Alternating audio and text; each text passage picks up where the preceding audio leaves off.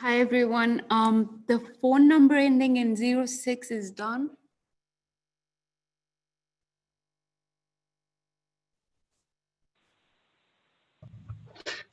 I think the phone is on mute. This is Aaron.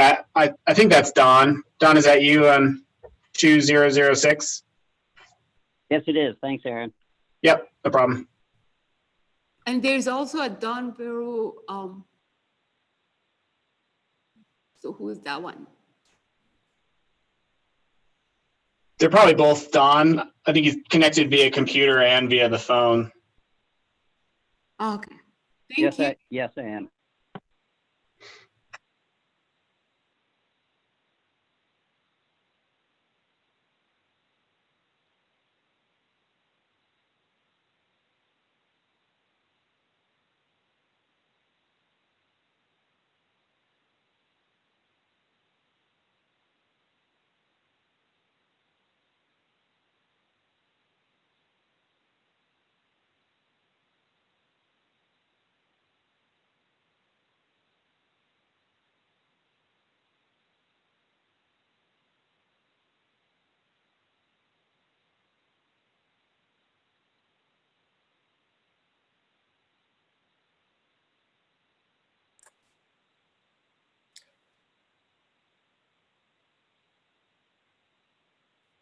Good afternoon, everyone. Let's wait just a minute more to see if anyone else joins us.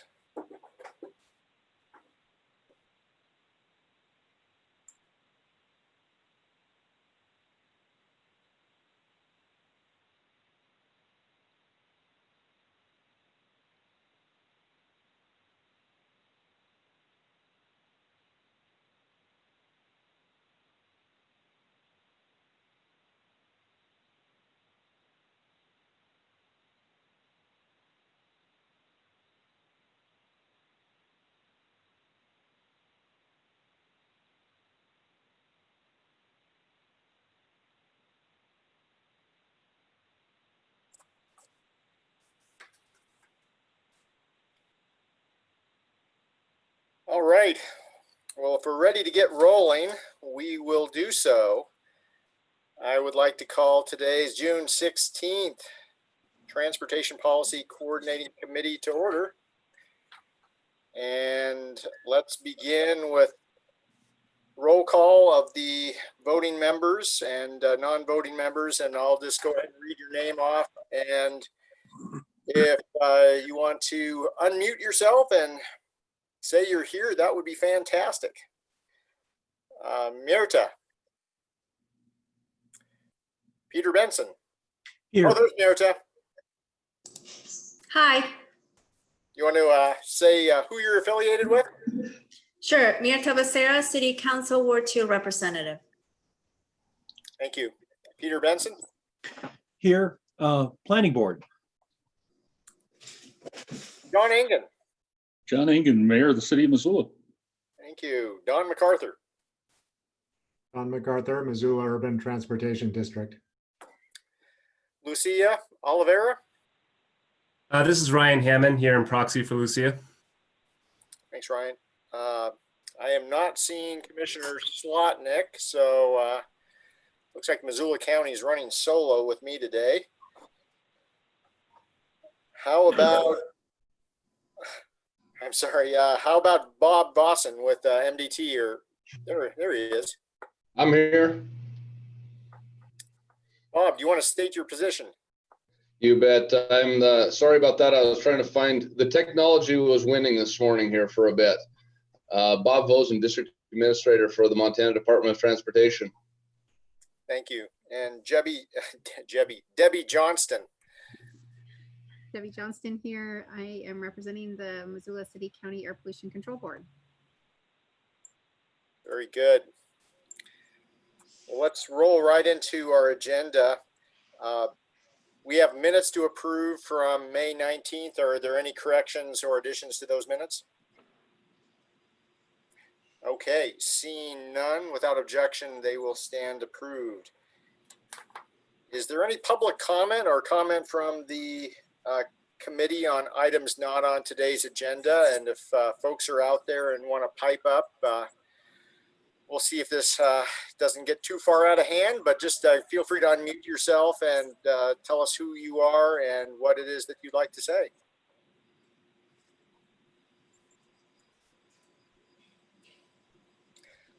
Okay, no takers today, so we will dive right into our new business. And we have a presentation today on MPO roles and federal funding primer. And looks like Vicki and Ryan are going to be speaking to us. So it's all yours. Thanks, Commissioner. This is Vicki Cernich with Planning and MDT, and I'll be sharing my screen here. Can you guys see this? Not yet. Uh-oh. Let's try again.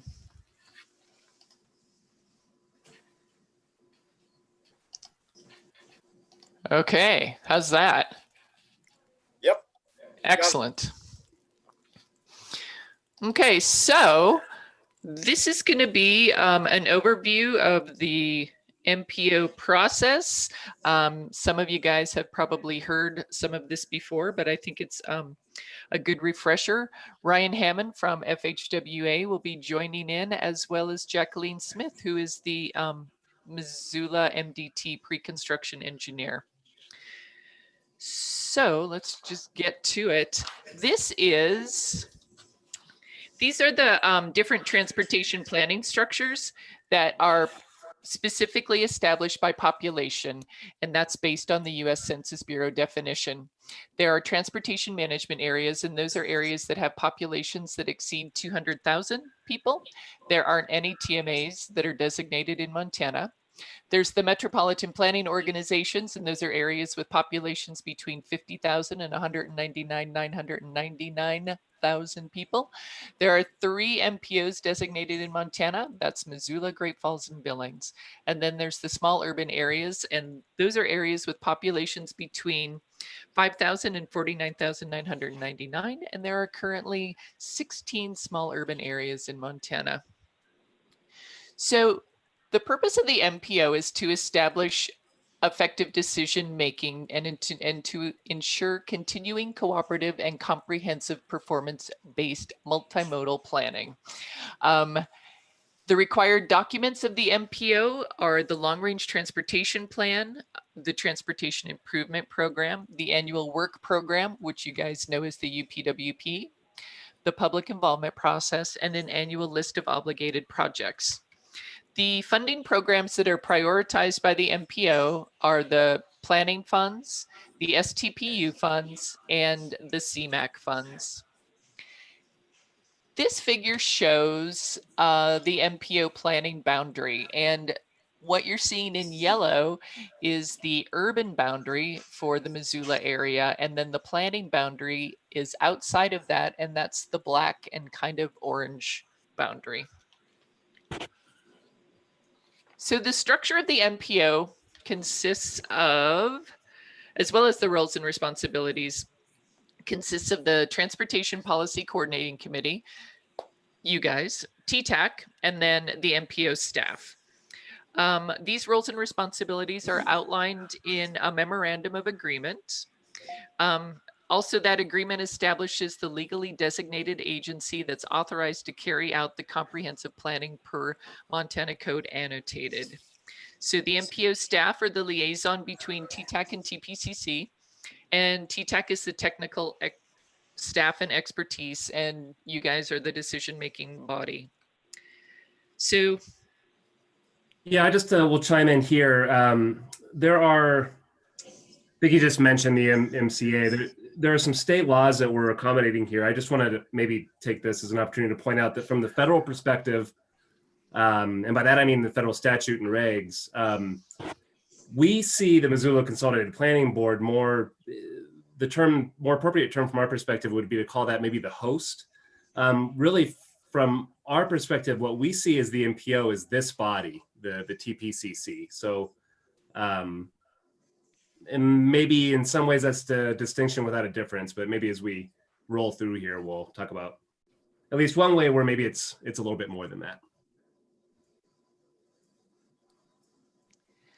So thanks, Ryan. So the purpose of the TPCC is to ensure that the transportation planning is an integral part of the regional planning for the urbanized area, and that the transportation planning remains current. The TPCC is established by formal agreement with adopted bylaws. The TPCC, as was previously mentioned, is the governing body of the MPO, and it manages the executive business of the metropolitan transportation process. The TPCC coordinates planning with other providers of transportation and transportation infrastructure. They carry out the transportation planning process and work cooperatively to develop the LRTP, TIP, UPWP, and any amendments and updates. All of those key planning products are also approved by the TPCC. As outlined in the formal agreement, the TPCC approves the priorities for the urban funds as well as the CMAQ funds. TPCC also approves the expenditures of planning funds for the transportation planning studies. So examples of that would be like the corridor studies or the pedestrian master plan. Ryan, do you have anything else to add? Sure. So I'll make one note here maybe on flexibility. Again, flexibility within the federal planning regs. I think there's more there than a lot of people realize, even so-called insiders might realize.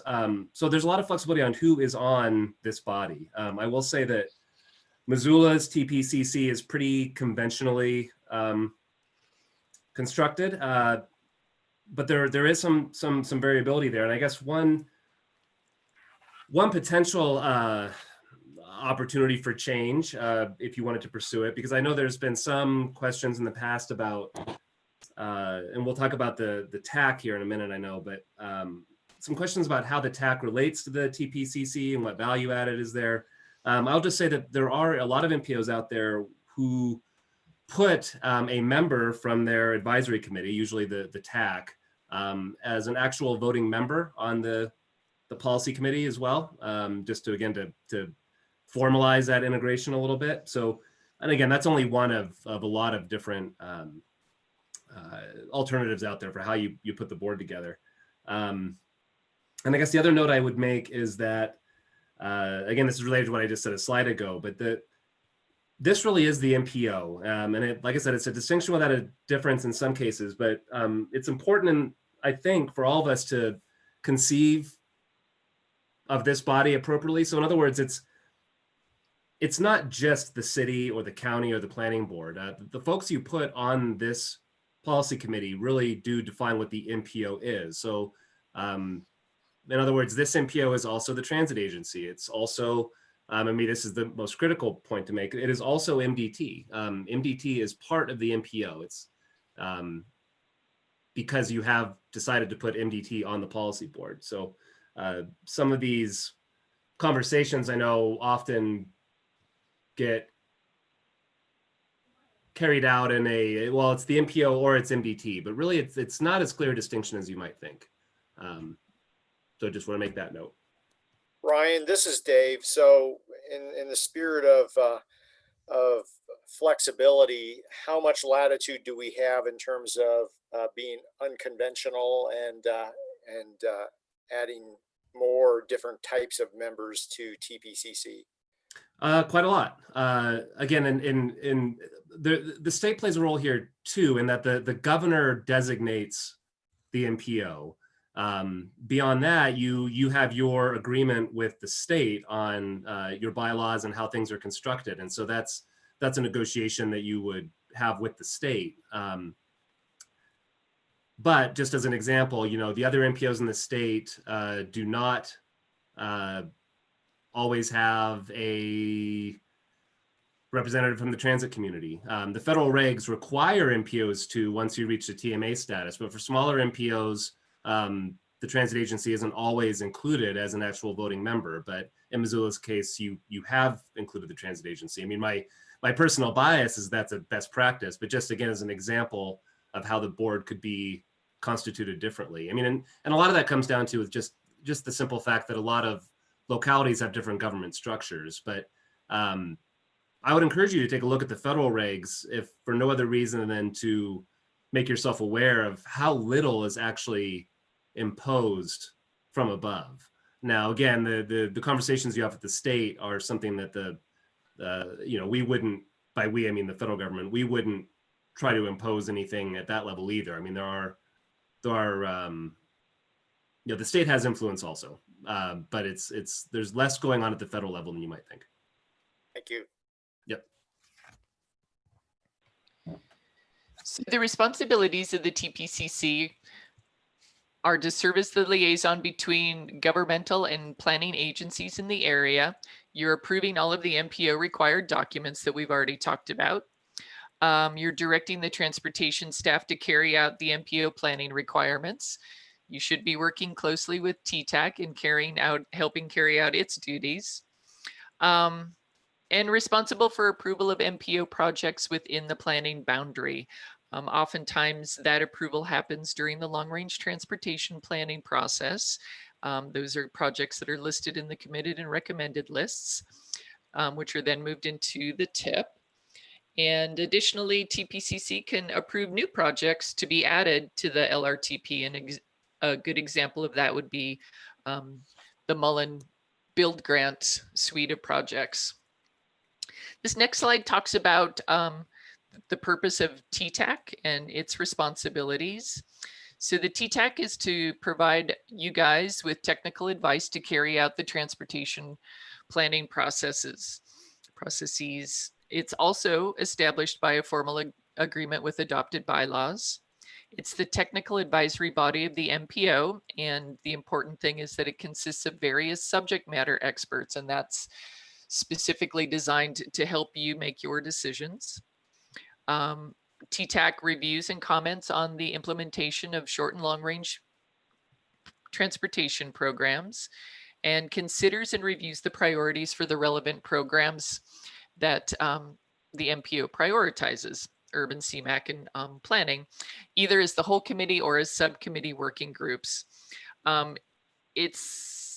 TTAC's the non-political arm of the MPO, and it's the first stop for discussion and review of the MPO's planning products. As I previously mentioned, it consists of a diverse technical membership, and that's helping you guys ensure that all of the interests that are affected by transportation in the planning area boundary are considered prior to TPCC approvals. TTAC also reviews planning products as well as participates in smaller working groups to help set program priorities or provide guidance on any ongoing studies. Ryan, do you have anything to add? Sure. Well, first of all, I think that's a great way to characterize it. The TAC is kind of the quote unquote non-political element of the MPO. I think that's the right way to look at it. Whereas the policy committee here makes the policy and the judgment calls.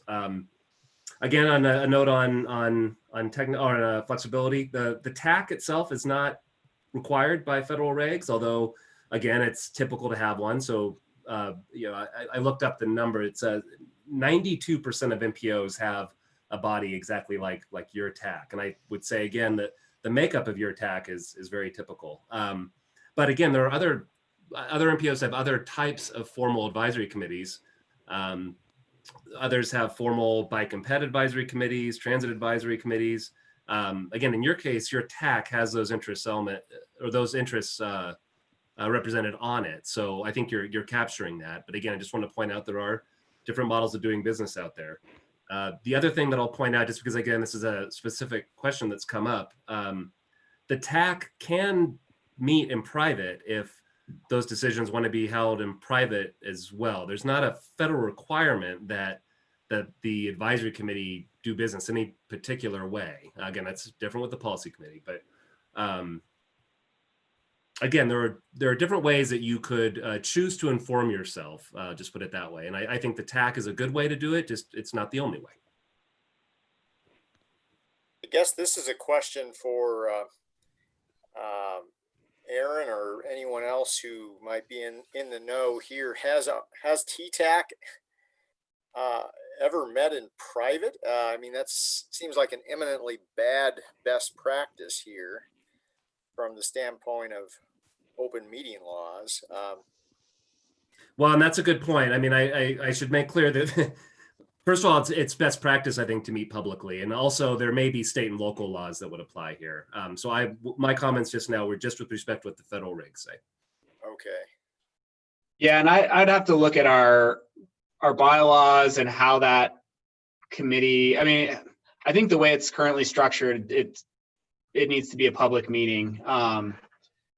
But that said, there are times where TTAC members will meet in a less public, I guess all of our meetings are public to some degree. If the member of the public is really interested in attending, that we would do that. But for example, with the long range transportation plan, the technical advisory committee for that plan, which is made up of a number of mix of TTAC and other folks, meets without it being a full, televised public meeting. So there's, maybe more of a conversational tone to a meeting like that and less formal. And so that might be the difference. We've also had subcommittees that have met that have some or all of TTAC, and those tend to be less formal and not broadcast in the same way that TTAC is. So I think we do exercise some of that flexibility at different times, just not in the sense of TTAC meeting publicly in its regular monthly schedule. So. Okay, thank you. So these are the responsibilities of TTAC. They serve as the liaison between the member entities and TPCC. They're reviewing all of the MPO required documents. They're participating in working groups to help direct the funding priorities. They're helping you guys carry out your duties by providing technical guidance. And they provide primary review for MPO projects and studies within the planning boundary. And once again, to kind of beat the dead horse, they do represent the wide range of entities in Missoula and Missoula County, thereby ensuring that everybody has a seat at the table when planning for transportation needs in your area. So these are the work programs and documents that the MPO is required to do. This table shows the documents, the time horizon that they need to cover, the contents, and then the update cycle. We're not going to spend a whole heck of a lot of time on the UPWP because Aaron will be bringing that to you in July. The plan is the long range transportation plan, which you guys will be hearing more about later. That time horizon is 20 years and its update cycle is every 4 years because Missoula's a maintenance area. And then there's the TIP, and that update cycle is every 4 years, but it's done more frequently in your area, usually every 1 or 2 years. All of these planning documents are routed to MDT for review and submittal to the federal approving agencies. So here's the UPWP. Sorry, can I cut in real quick? Sure. So just one quick note on the long range transportation plan. This may be another example of something that falls into a distinction without a difference. But we don't technically approve the plan itself. What we do is make a determination of air quality conformity in your case, which again, the document comes to us, we have to write a letter saying it's good. So in that sense, it doesn't matter maybe to point this out other than to say that when we review the plan, we're not reviewing the content of the plan itself. And I think that's important to note, just to point out that this is a purely local product. There's no federal influence in the project mix or transportation priorities that are reflected in the plan. Thanks, Ryan. Mm-hmm. So the UPWP documents the transportation planning activities that are going to happen that year. And it's necessary to be able to, well, part of this, it's like, think of it as like a big ledger, a big checkbook. It breaks down the staff hours in the work elements. It divides out the PL eligible activities and the non-PL eligible activities. And it needs to be in place by October 1st of each year. The long range transportation plan defines the vision for your region for the next 20 years.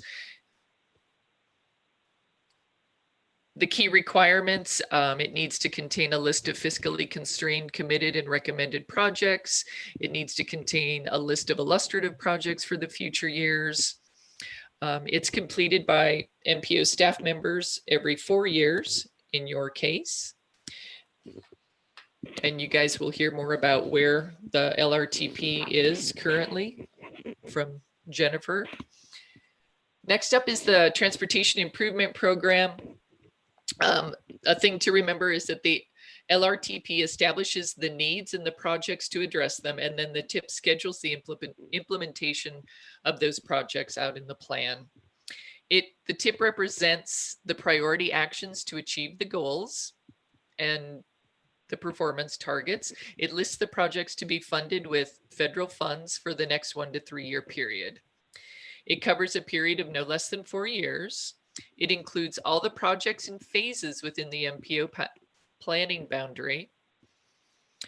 The projects that are listed in the TIP have to be consistent with an approved LRTP before the funding is programmed. The TIP is fiscally constrained, and there's an air quality conformity determination that's done for the projects. It's approved through the local planning process, and there's recommendations from TPCC to MDT for Federal Highway Administration and Federal Transit Authority approval. MDT incorporates the TIP by reference into the statewide transportation improvement program, and that program is approved by the Transportation Commission. And that's updated every 4 years or sooner in Missoula's case. Ryan, did you have anything else to add? Sure, I'll just point out a kind of an important term of art on that slide, and this shows up in the regs too. Projects in the TIP must be quote unquote consistent with the approved LRTP. So I think, as we all know, not everything in a long-term plan ends up getting done, and I'm not even sure if we would want it to. I mean, circumstances change, and so the process has been set up in such a way, I think, to accommodate both kind of our aspirations, our fiscally constrained aspirations, but also kind of the reality that changes along the way. And that's kind of the two-step dance that I think the process envisions in the plan and the TIP. This next slide is kind of a culmination of the last 2 slides, and it's the project selection for urban funds and CMAQ funded priorities.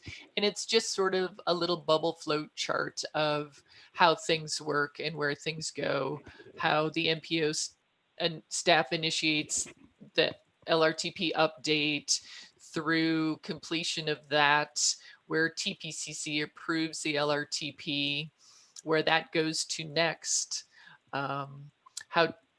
where TTAC recommends priorities for how to spend the urban and CMAQ funds with TPCC approval.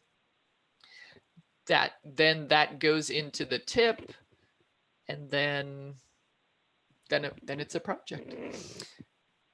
Next up are the funding programs, and these are the funding programs that the MPO prioritizes.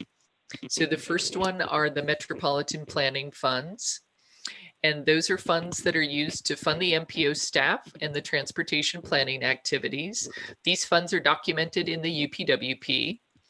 The allocation is, it's a population-based distribution. And the available PL funds for fiscal year 2020 for Missoula are a little over $1.5 million.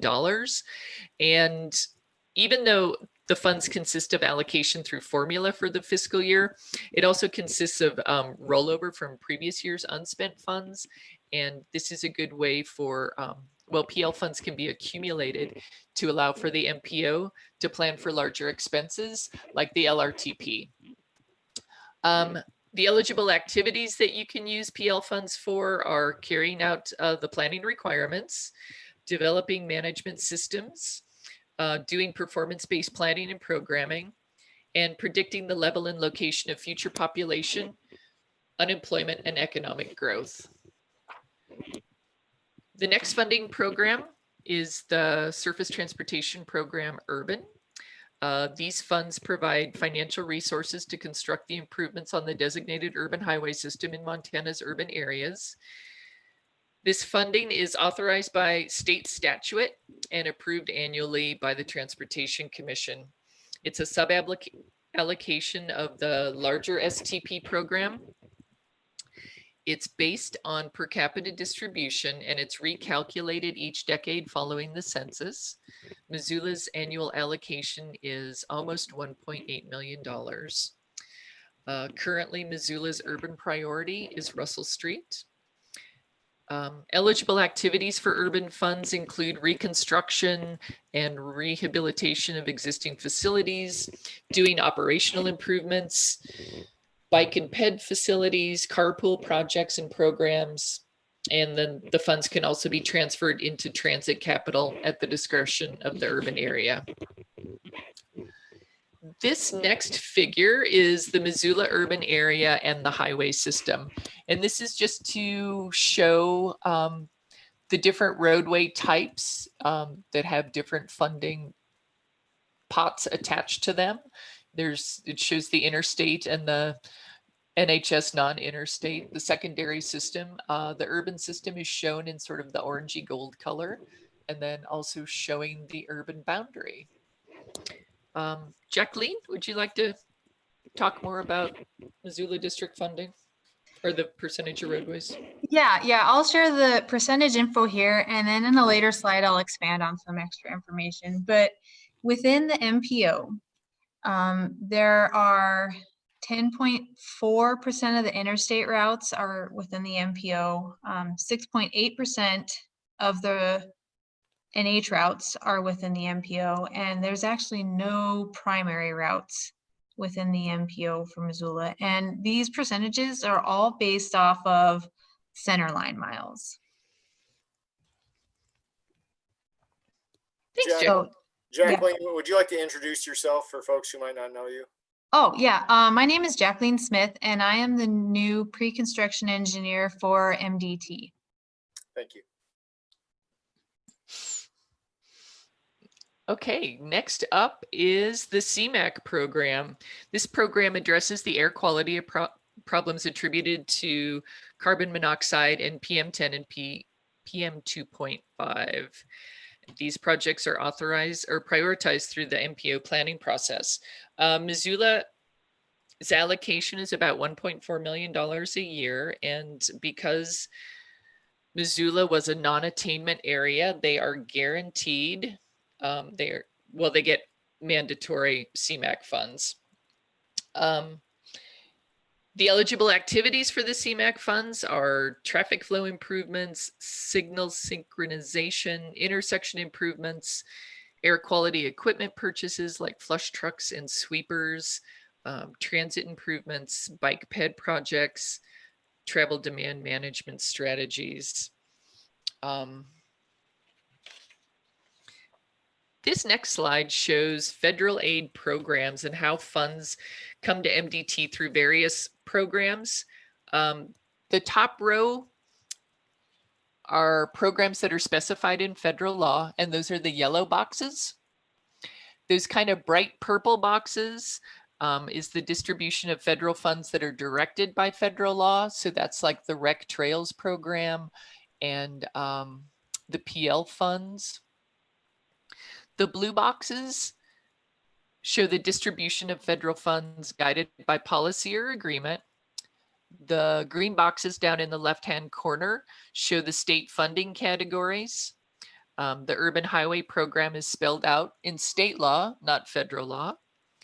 The red boxes show the distribution of funds from state programs as specified in state law.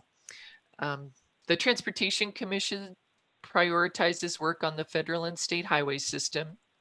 About 70% is prioritized by the districts through their asset management and needs-based approach. The other 30% of construction is through state law, federal law, commission, or department policy. Those green boxes are programs that were established in state law prior to 1991. They were part of federal law.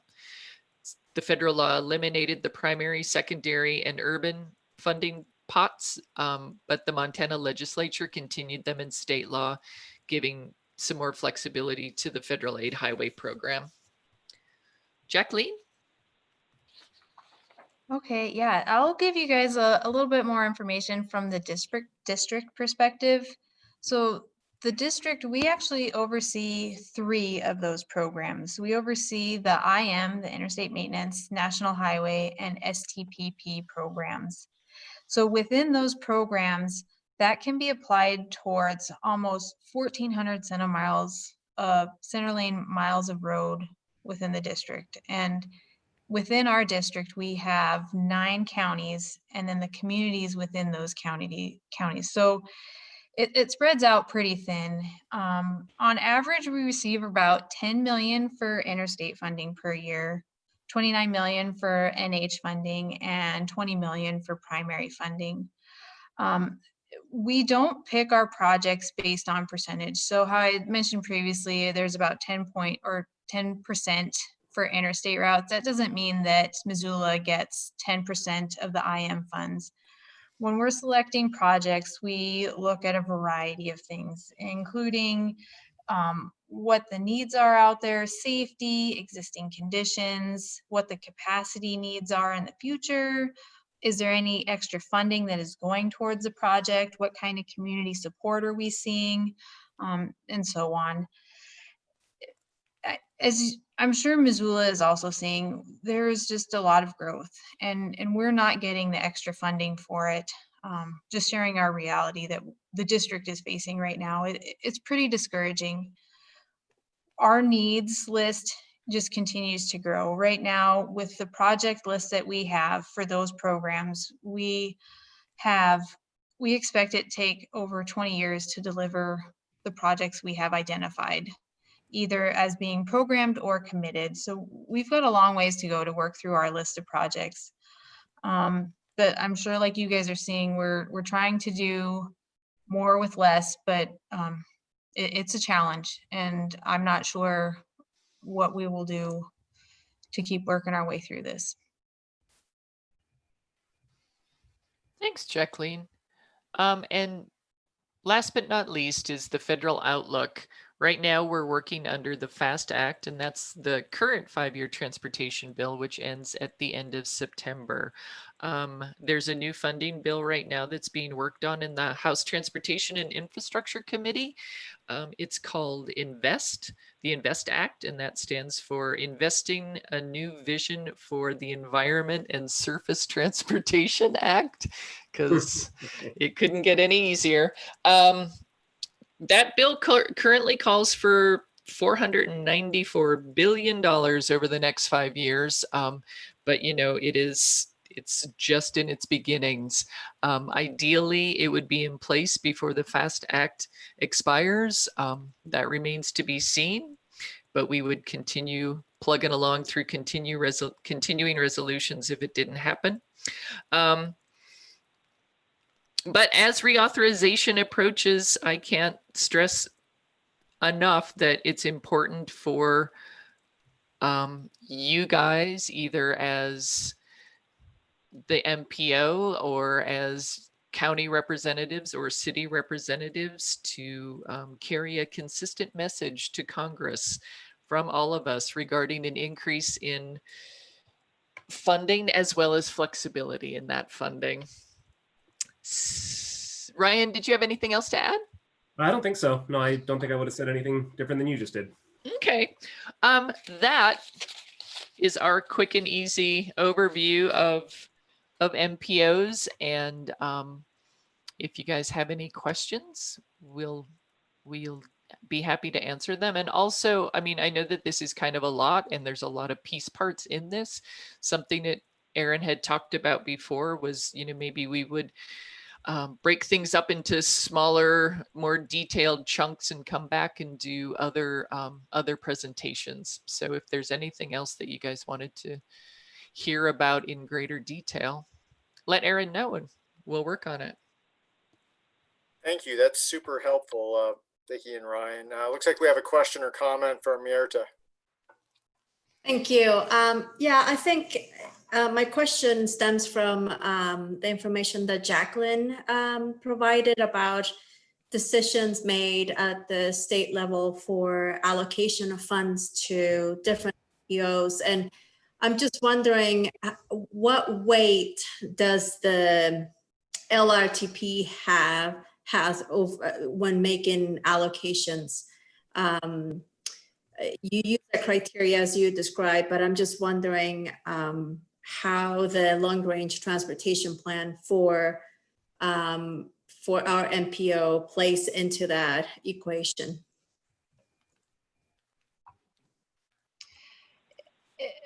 It doesn't, and Vicky or Bob can correct me, it doesn't give it any extra weight necessarily, unless there's huge community support. But these funds are not designated just for the MPO, they're throughout the district.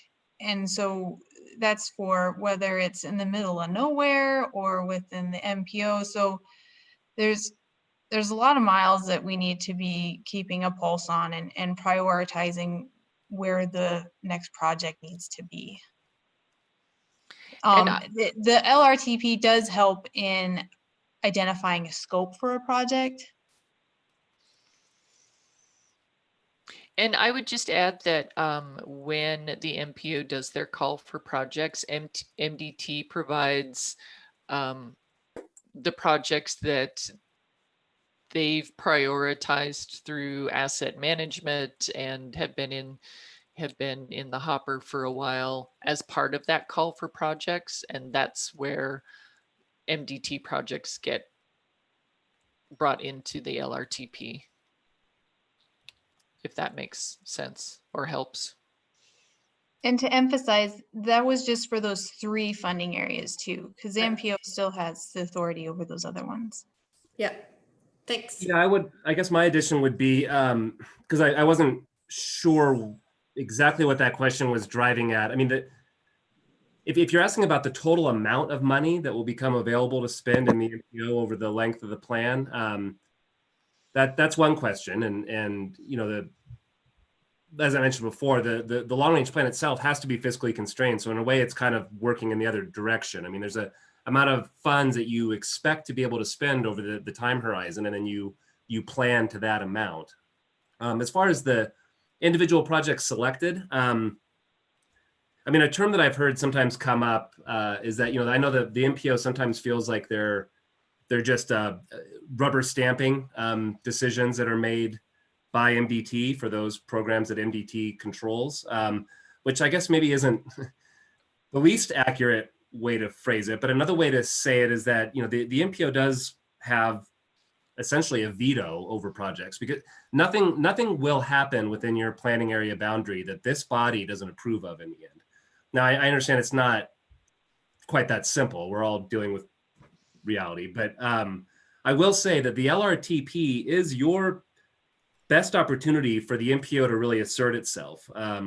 Again, nothing gets programmed in the TIP that isn't quote unquote consistent with the LRTP. So projects can't just materialize in the TIP that aren't contemplated in the LRTP at some level. And there's a level of detail, obviously, that's appropriate for an LRTP. But if the MPO has strong feelings about what should or shouldn't be done over the time horizon covered in the LRTP, you have the ability to make those decisions as you're putting that LRTP together.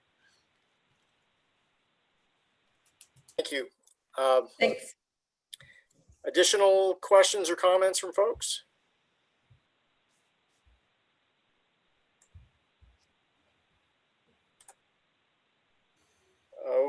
Okay, well, seeing none, I like the idea of perhaps looping back at some point and maybe drilling down into some of these specific topics a little bit deeper, but this is a great overview and reminder of what it is that we're about here. So thanks again, Jacqueline, Ryan, and Vicky. Sure. Okay, we'll jump into our next agenda item, and that is an update on the long-range transportation plan from Jennifer and Aaron. All right, thanks. Well, again, continuing with COVID and our relative virtual lives that we're leading these days. The one benefit of that is that we can be graced by Jennifer's presence more frequently than we otherwise would be. And so we've kind of been taking an approach of coming back more regularly to TTAC and TPCC with updates than we maybe otherwise would under a normal plan, normal approach to how we do this. And so we have another update today. We've been doing a fair amount of work over the last month or a couple of months. And so this is a good opportunity to give that update. So we've got a couple of opportunities, I think, for feedback from this committee as we're going through this. And so we'll just, I think if it works for all of you, we'll just sort of take that feedback as we go through the presentation. But feel free to jump in with questions too, if they come up.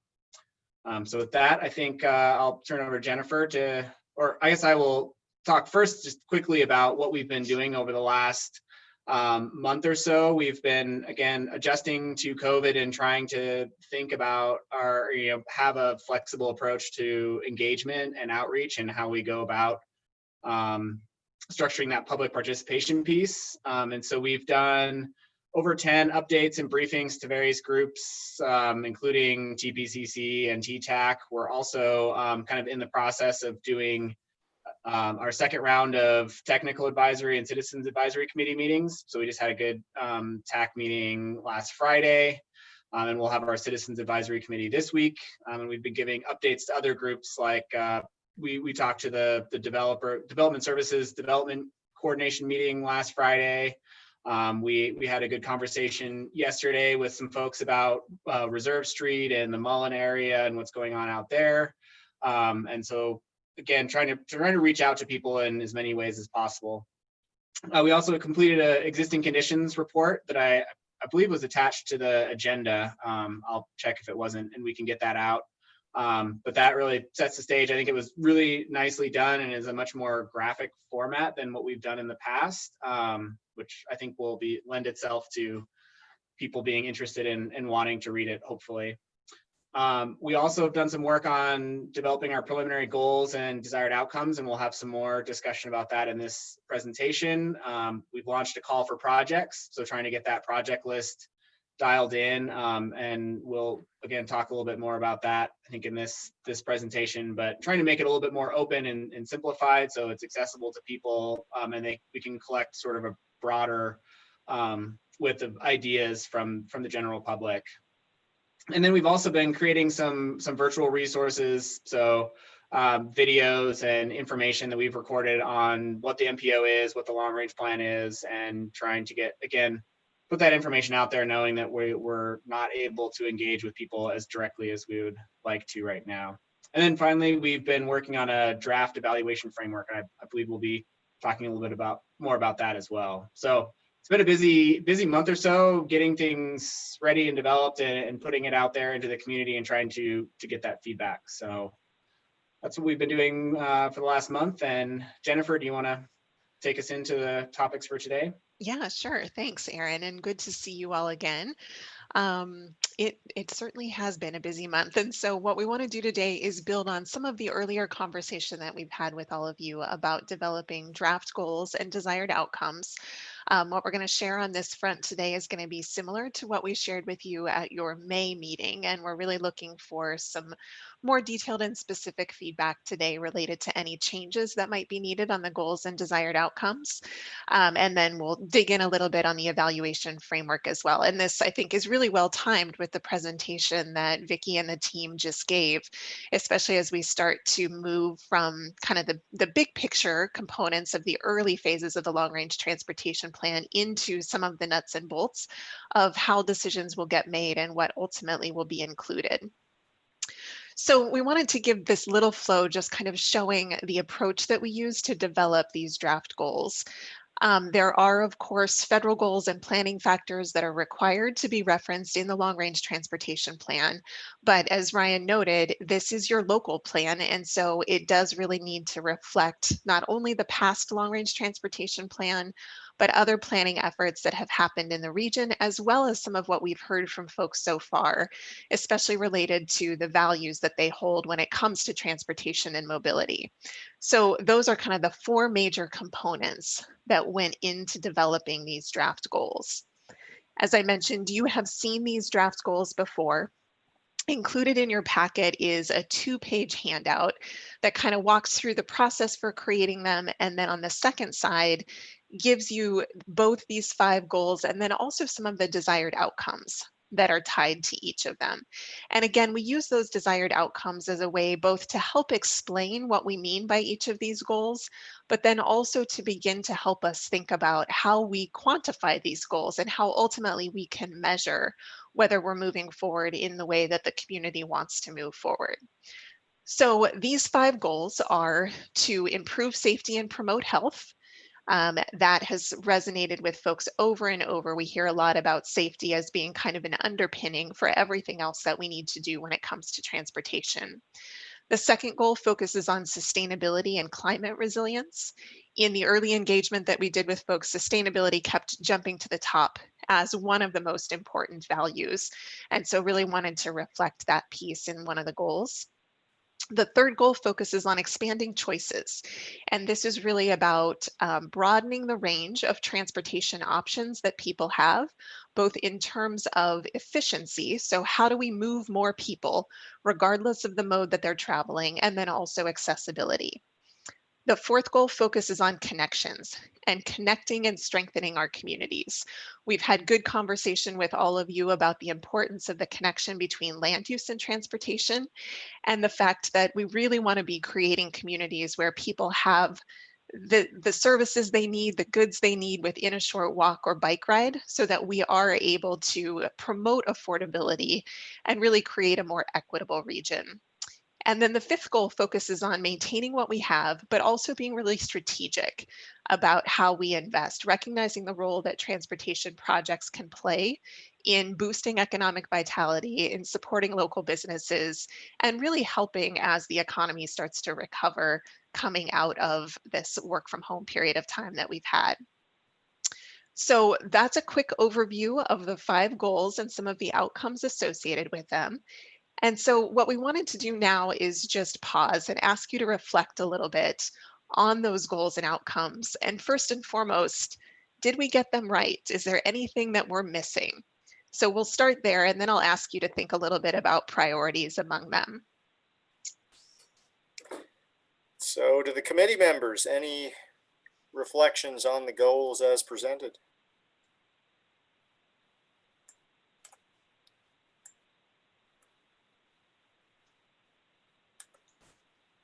Well, I'll break the ice. I think they look pretty good. I like the direction this is going. Anyone else?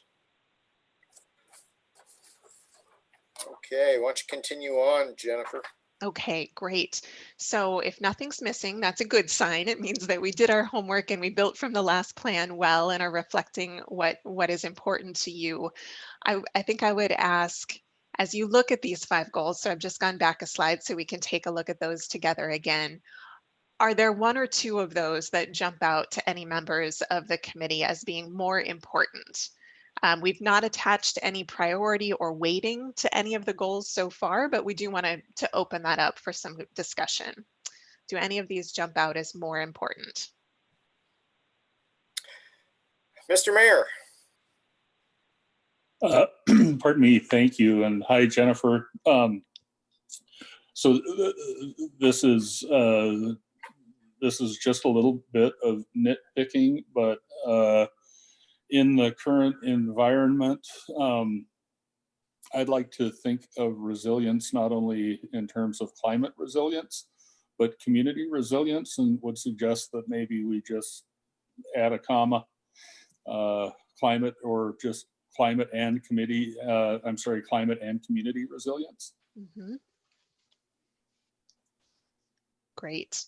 I really like that opportunity to broaden the definition of resilience there, because climate is an important piece of this, but I think that what we've seen is that so many of our systems aren't set up to handle a pandemic, much less many other types of events that we can't predict. And I guess in the spirit of wordsmithing a little and just teasing out what it is that we're looking at here, I think there could be aspects of sustainability and resilience that that stand alone apart from maybe akin to what the mayor's mentioning. They stand apart from simply protecting natural or historic resources, as important as that might be. Mm-hmm. Yep, I agree. Does it feel, Dave, like the protecting natural and historic resources just gets a little bit narrow in terms of that definition? Well, yeah, I think so. While it's I wouldn't necessarily want to lose those as qualities that we want to protect and enhance in the community, particularly when it comes to the sort of community resilience that the mayor is referencing. That does not necessarily, that's not necessarily being accomplished to protect natural and historic resources. Mm-hmm. Great. So I guess chew on that in terms of how that might be refined. Peter, it looks like you have a comment. Yeah, can you hear me? Yeah. Yeah. I'm thinking of number 4, the connect and strengthen communities to create a more equitable region. You'd mentioned what I thought about priorities, and I would raise that one up. And the expanding mobility choice, the third one, sort of coming in there as well. But I think one of my concerns has been that as we even though we try and increase density inside Missoula proper, we spread out. And I'm more and more concerned about making viable little communities, and that we don't depend on everybody traveling to the X's to do something, or if you're in the South Hills, what is there for you? If you're out in this new area past Mullen Road, what are you going to do there? So sorry if that's a little vague, but No, that's helpful, Peter. And I think you're right that those two pieces are really connected. When we think about the ways that transportation and land use need to be integrated, there is the element of having goods and services within within close proximity to people, but then there's also that element of having the options for the ways that you travel. Even if something's in close proximity, if you don't have a safe path to walk or bike there, you might not do that. And so I do think those are very well connected. Thanks. Thanks, Peter. Anyone else? Okay, continue on, Jennifer. Okay, great. So just to tell you what we'll do next with these goals, as Aaron mentioned, we've had a conversation with our technical advisory committee. We meet with our citizens advisory committee this week. And those are sort of some of the key pieces of input along with yours related to revisions here. We do have a survey that is on the MPO's website that has that same 2-pager that's in your packet, and then invites people the opportunity to give specific wordsmithing feedback on any of the goals and the desired outcomes, and then also to tell us which ones are most important to them. And so we anticipate that survey will be up through the end of the month, and would certainly encourage you all to send that out to your constituents as well. So once we have those goals and outcomes identified, then we start to use them in a variety of ways in the plan. And one of the most important is in shaping the evaluation approach. So how do we make decisions among all of the different projects and programs that are going to be priorities? And Aaron's going to start this piece of the conversation with a little discussion around what worked in 2016, what should we maintain? Yeah, thanks. So one of the things we've heard, or at least in the early rounds of feedback, is that we need maybe better or more clear ways to show how we're prioritizing projects within the region, and particularly kind of interface between the MPO and then the local jurisdictions, the city and the county and MDT and others who are doing a lot of the work outside of the federal funds that the MPO can program. And so in the last long range plan, for those of you who are here around, and remember, we tried to start getting there of a clear way to prioritize projects. And so we took an approach where we looked at our goals and we tried to have some objective criteria for each goal, and then scoring those, all of the projects that we could score within that framework. And then kind of starting at the top and working our way down in terms of priority. And so you can see, you know, the chart that's on the screen comes from the long range plan, where we tried to show how projects scored within each of those goals. But I think what we've heard is that maybe that, you know, we made some progress on doing that, but we can do better at how we're scoring and evaluating projects. So we don't necessarily want to throw all of this out, but we're looking for ways to improve that, or maybe simplify it, or have a better interface between what the city and the county are doing in terms of prioritizing funding and projects, and make sure that the long range plan reflects that to some degree. So there is a good, that the federal funds and the local dollars are working together to implement this plan. So one of the questions we have is, you know, for those of you who are maybe here or who have read the plan, what do you like about that scoring and prioritization process? And maybe what should we refine, or just throw out altogether to make this a better process? All right, anyone from the committee want to weigh in? If you have any recollection of the 2016 plan. It was a long 4 years ago, I know, but 4 months ago seems a long time ago. All right, Jordan Hess. Jordan, can you hear me? I'm fumbling with mute on my phone. You hear me okay? Yeah, we got you. Okay, great. Okay, I think the thing that I liked was that the within the long range plan, there was a cohesive list that made sense in terms of prioritization. The thing I didn't like is that there wasn't much utility of that list outside of the plan itself, and it kind of existed in a vacuum.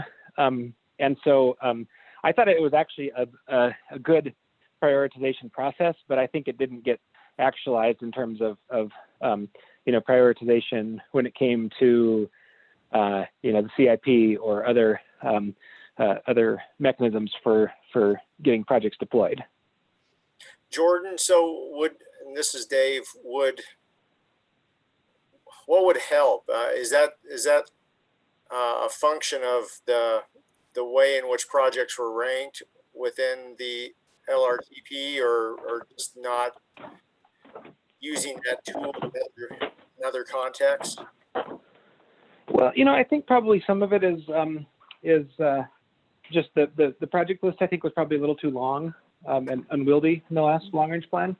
So I think if we pare that project list down a little bit, and then I think also just, and I'd love to hear the mayor's take on this, but I think if there's anything that we can do to make it a really useful document from the project prioritization standpoint when it comes to, how do we cross-reference this with the CIP, or how does the MPO prioritization dovetail with what the local jurisdictions need for their own processes? Thanks. Aaron, do you have any response to that? Sure, I do, to some degree.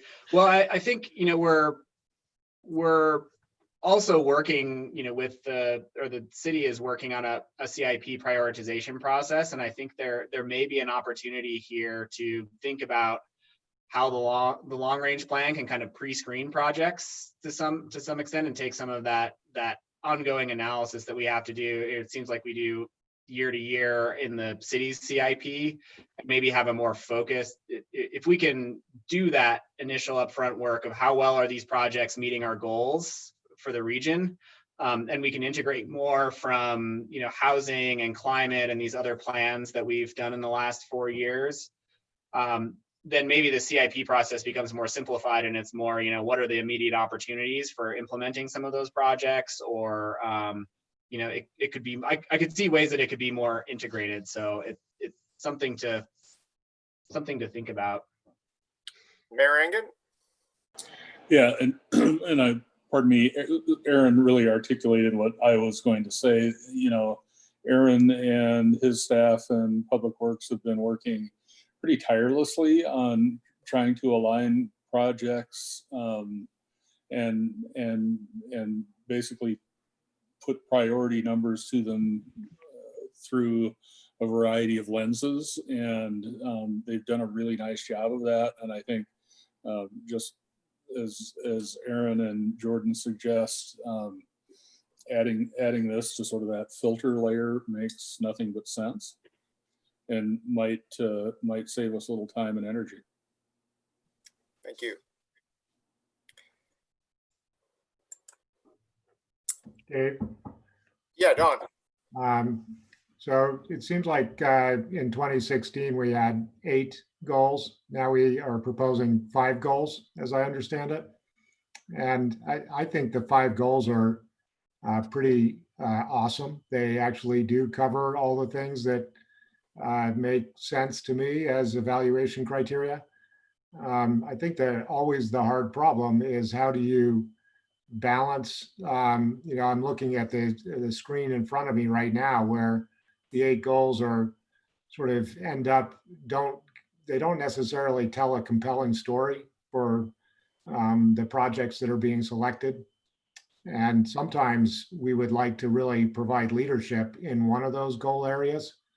And so the way that this scoring tends to work is you do a little bit of something for each of the goal areas and you get scored the top, rather than maybe having the darkest band of one color that really advances a particular goal for part of the community.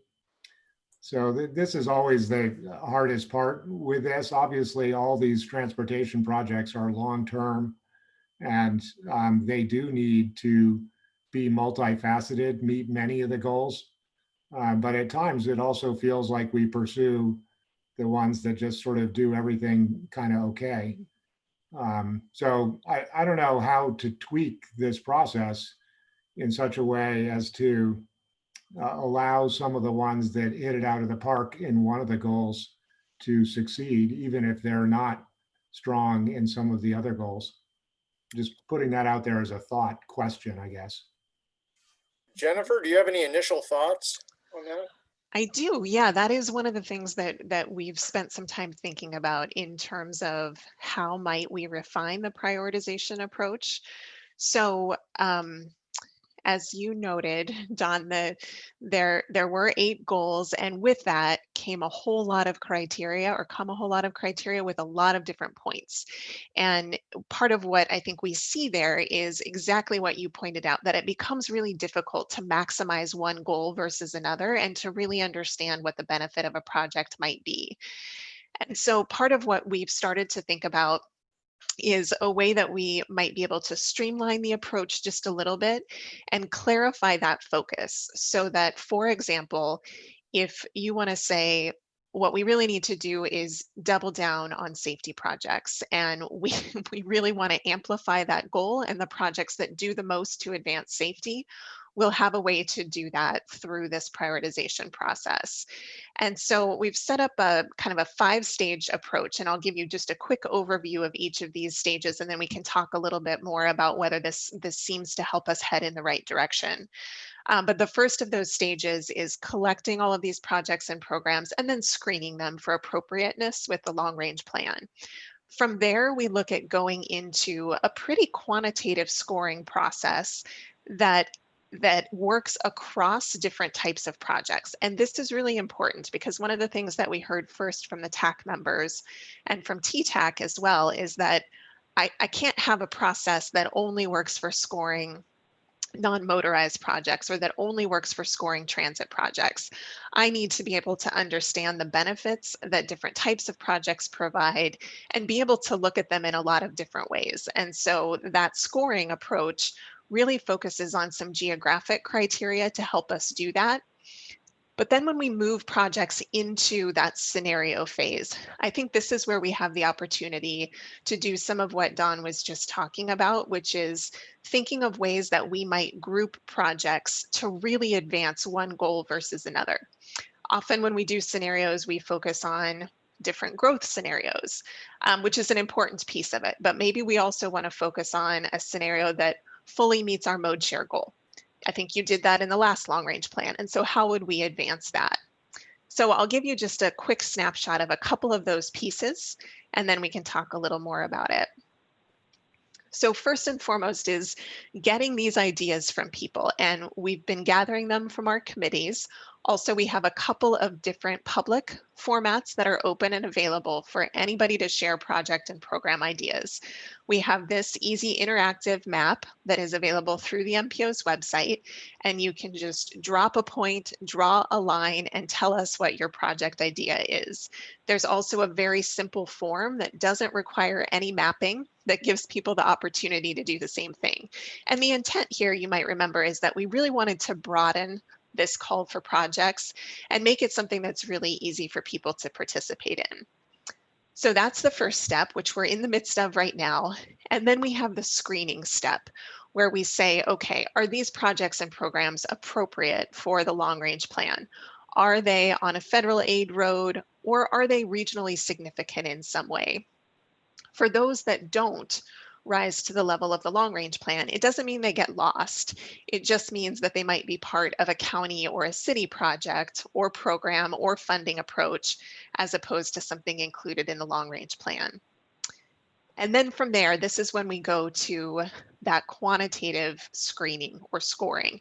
And I provided a map example to just, this is from Indianapolis, of course, not from Missoula, but just to give you a sense of how this might work.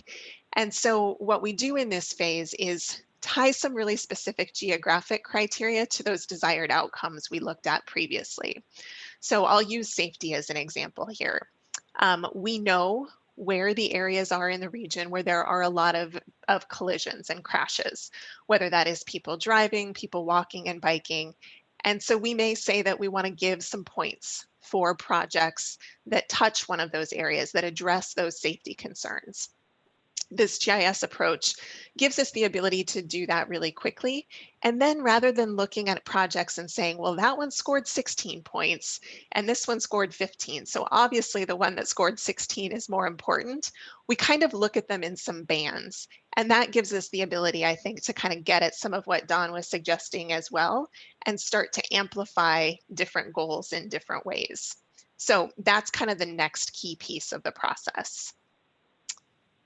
So that was a lot. So let me pause there and ask if that makes sense, and does that feel like it might be a way to get at some of what you were raising as opportunities for this this version of the long range plan? Dawn, I'll give you the first crack if you want to respond to that. I mean, maybe a question just to make sure I understood it all. But I think what I heard is that after we score the projects, that rather than just taking them in rank order, that they're become, category 1, 2, and 3, that we look at all the category 1 projects and maybe pull to the top 4 of them, even if they weren't in rank order, in such a way as they reinforce one another and build a better community more than if we would have just taken them in rank order. Is that right? Yeah, that is, Don. And then we have the ability as we move into the scenarios to do some further grouping. And so we might say that, there are a couple projects that were in that second band that maybe weren't the best scoring again, but that really do move the needle in terms of greenhouse gas emissions, or really do move the needle in terms of equity. And we want to include those in a scenario to see what that means overall. Yeah. Okay. Sounds good. On that? Yeah, Aaron. I was going to jump in. Yeah, I think it lends it.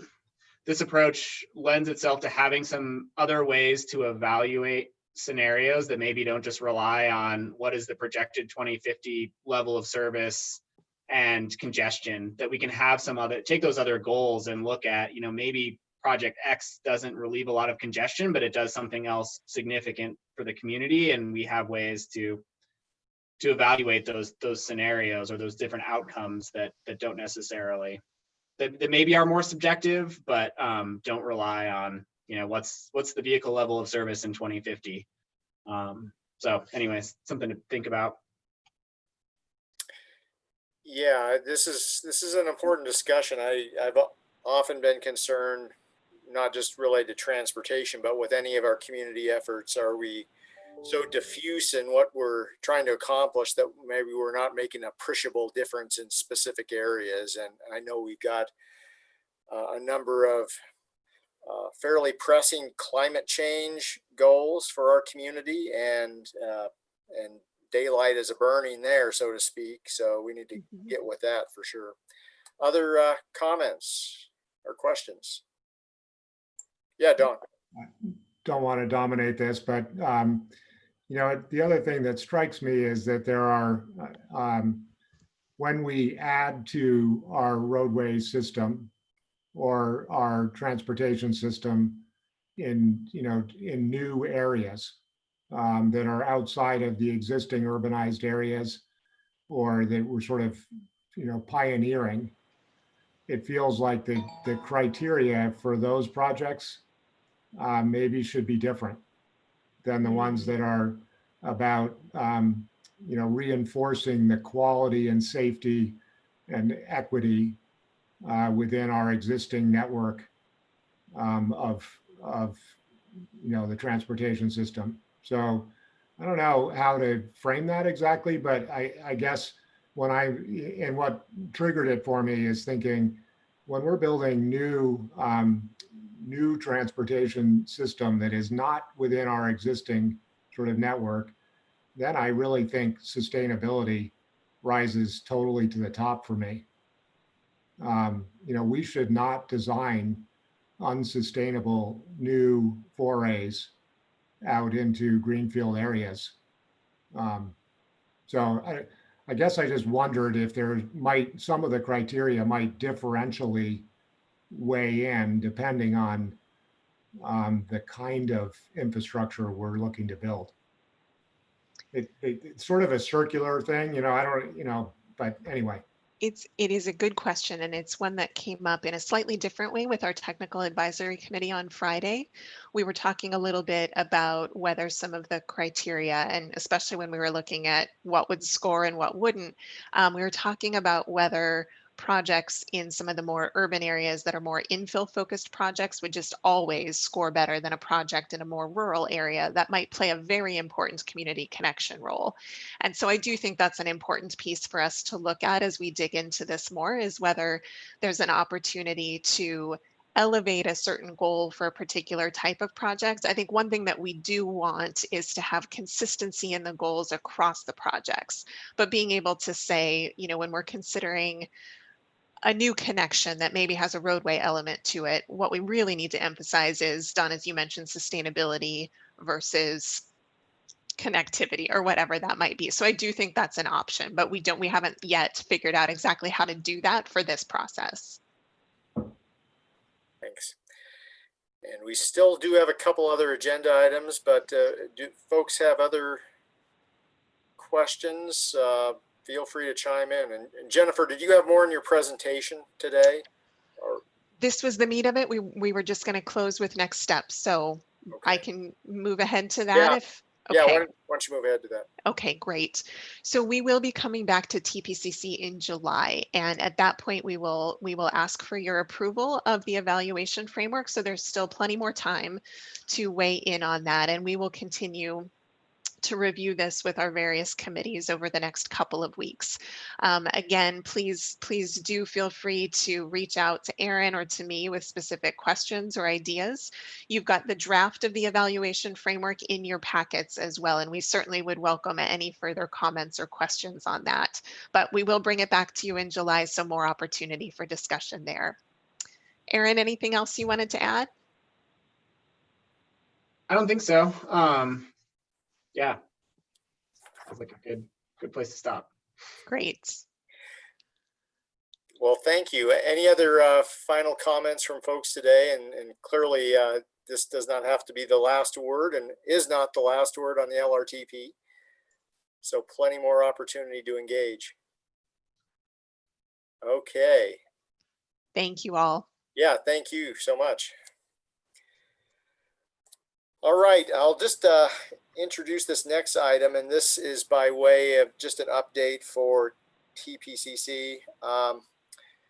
And Jordan Hess is going to be helping describe some of our recent developments on the passenger rail front. And this can be fairly brief today, and we can provide some additional details as time goes on, so that Aaron at least has a little bit of time to provide a teaser on the UPWP. So, excuse me, as should be no surprise, it's been over 4 decades since we last saw regular long distance passenger rail service through the southern tier of Montana, including our very own Missoula County and Missoula, Montana. There have been various attempts over the decades to try to do what could be done to restore passenger rail service to this part of the state. All of those attempts have been thwarted by a variety of reasons, including, among other things, that there really has not existed in the state of Montana any sort of institutional or governance structure to propel this forward. And that's in a vacuum where we have a state legislature that has not shown particular leadership on this issue. And I would argue, in the spirit of our preliminary goals for the long-range transportation plan, the idea of long-distance intercity passenger rail aligns pretty well with the goals that we are contemplating adopting here locally. So also in the spirit of not wanting to try the same thing and merely expect different results, it occurred to me over the past few years serving on the Board of County Commissioners that perhaps, instead of just relying on scattered advocacy efforts or the individual voices of scattered municipalities to weigh in on passenger rail, what if counties may play or might they play a leadership role in this? And as luck would have it, we discovered a statute from the early 1990s that, to our knowledge, has never been used in the state of Montana, that authorizes counties individually or collectively to establish regional rail authorities. And this would create that infrastructure, that institutional governance structure, to move this initiative forward. So this is an initiative of the Missoula County Commission, and we have embarked on reaching out to the 22 other counties besides Missoula County, from Sanders all the way to Dawson County in the east, bordering North Dakota, to band together. And we only need one other county besides Missoula County to join us in this effort to establish what we are calling the Big Sky Passenger Rail Authority. I don't know if you could hear that. That's a coal train blasting its horn in the background at our at-grade crossing about a block from my home. So in any event, we have put out the call to other counties. We're waiting for some initial response back. Once we hear back from the other counties, and hopefully at least one other county to establish this, we will begin the adoption process to adopt a resolution of intention to create the authority. The advantage of the authority would be it would be a full-blown taxing jurisdiction, not completely unlike sewer water districts, fire districts, school districts. It is an independent governing body appointed by county commissions in the participating counties. It could go after federal funding by way of build grants. It could institute additional studies and analysis. And it's the sort of thing that many states have created by way of their legislatures. In Montana, again, we have the ability to do so unilaterally at the county level. So we are going down that path. A couple of the other things that we think are key components are to update the now rather stale 2009 North Coast Hiawatha feasibility study, and also to look at developing an economic impact or benefits analysis, because as we've seen elsewhere, even in our very own state, along the High Line with the Empire Builder, passenger rail accrues significant economic benefits to communities. And it would be, I think, only one side of the equation if we just looked at what the costs are to implement such a system. At the end of the day, this would create a much more robust and interconnected passenger rail system for not only Montana, but the entire region and the nation. We are not ruling out the possibility of taking a look at restoring old connections that once existed from Butte to Salt Lake City and from Denver up to Billings. So with that, Jordan, do you want to talk a little bit more, maybe hit on some of the federal legislative context that is at play right now? Sure. Thanks, Dave. Dave, I'm beginning to think you have a button that you press to cue up that train whistle during these meetings.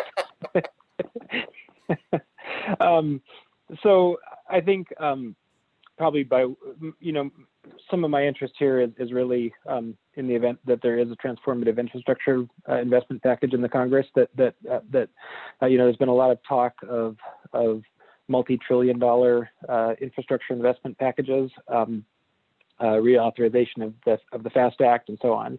And so in the event that there is something that prioritizes passenger rail, I think we should be poised to take advantage of that investment, recognizing that restoration of rail in the West is no small feat, but we should do what we can to make sure that we're in line to receive that investment. So first of all, Dave mentioned the local efforts. There's also a couple of efforts floating around in Congress right now to create regionally multi-state rail commissions that are congressionally chartered, such as the Southern Rail Commission along the Gulf Coast. That Southern Rail Commission has been very successful at applying for and receiving grants to restore and expand service that was discontinued after Hurricane Katrina. So continuing to monitor that and working with our delegation to make sure that they're aware and supportive of those efforts. Also, I think, Dave, do you want me to talk at all about the September summit? Yeah, please do. Okay. So I think this is all kind of leading toward on Thursday, September 17th.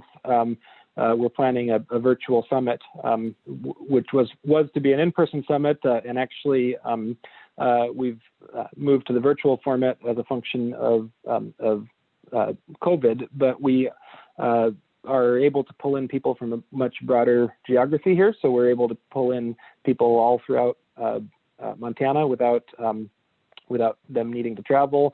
As well as kind of broaden this to be a little bit more of a multi-state conversation. So far, guest speakers include John Robert Smith and Beth Osborne from Transportation for America, Jim Matthews from the Rail Passengers Association, Roger Millar, our former planning director here in Missoula, who's now the Secretary of Transportation for Washington State, and a number of elected officials and business leaders from around the state. And we hope to just have a series of conversations around the creation of the Big Sky Passenger Rail Authority, the congressionally chartered rail commissions like the Southern Rail Commission, as well as just some discussions on economic impacts and a variety of different ways to get involved. So there will be more information forthcoming on that, and I think one thing that we're really interested in is how MPOs can get involved and what role the Missoula MPO might play in supporting this effort moving forward. Thanks, Jordan. And attached to your electronic packet for today's meeting are a number of attachments related to the passenger rail authority concept, including an FAQ that provides some answers to questions that you all might have, and certainly others have had. So I think we'll leave it at that for now. Any initial questions or comments from the committee on this?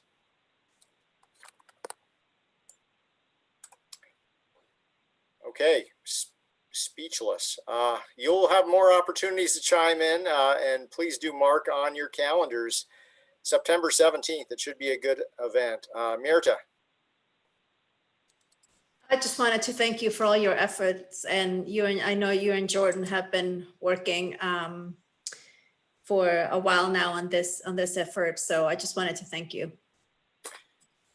Thank you. And I would just say this is not the sort of thing that's going to be accomplished next month or maybe next year, but it's as Jordan said, it's a matter of positioning ourselves well such that we are not caught off guard if and when the funding for an actual project does become available.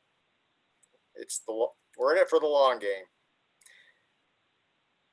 Okay, well, we can revisit this again. I mentioned at any point in the future. In the meantime, we are just about out of time, but Aaron, are we going to be able to hold over our UPWP discussion? Yeah, yeah, we'll bring it back in July. My hope for this presentation was really just to have kind of a preliminary conversation for prior to the FY21 UPWP, since we're all in budget season and it's a good time. There's not good overlap between the city and county budgets and the federal fiscal year, but starting to think about projects or planning efforts that we could partner on over the next year. We do have some PL funds still available. Actually, as Vicki noted, we have I think about $1.5 million in PL funds that we'll have available to potentially spend over the next year. Some of that's wrapped up in projects that are going to bleed over into the next fiscal year, like the long range transportation plan. But just wanted to put out there that if there are other planning processes at the city or the county or with MDT that we have those funds available. And while we're not in the midst of a potential rescission, so we don't necessarily need to spend them all at once, which will be good, I think, for staff's workload. But we do have some opportunity to partner and help get some things done if there's planning projects on the horizon, or if we're looking for ways to do some creative transportation planning. So I guess between now and July, we'll bring a draft UPWP next month, and then we'll have some time to refine that before we bring the final one in August. So yeah, reach out and get in touch with me if you want to chat about what those potential projects could be, and we'll see what we can do. Very good. Yeah, why don't we put this at the top of the agenda next month?